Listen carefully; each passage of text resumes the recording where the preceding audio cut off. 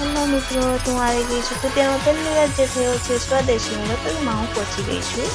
તો પહોંચ્યા પહેલાં તો મેં વોચની સ્ટોકમાં ગઈ છું. વોચની સ્ટોકમાં જે કારણે મને જે વોચ ગમી ગઈ છે મેં વોચ લઈ લીધી છે.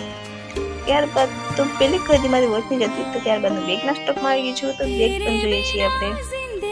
ત્યારબાદ હું તમને બધા સ્ટોક બતાવી દઈશ.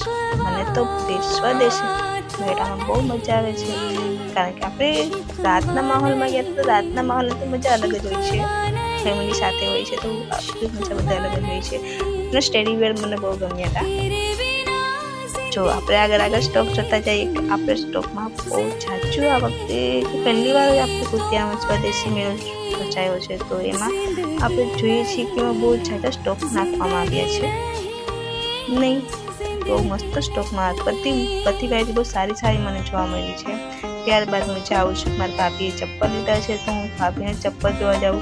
ભાભીએ કેવા ચપ્પલ લીધા છે પણ હું જોઈ લઉં. ભાભીએ ચપ્પલ લીધા. ત્યારબાદ હું તમને આખા બધા સ્ટોક જ બતાવી દઈશ કે જ્યાં શું સ્ટોક હતા. બધા સ્ટોક તમને બતાવી દઈશ.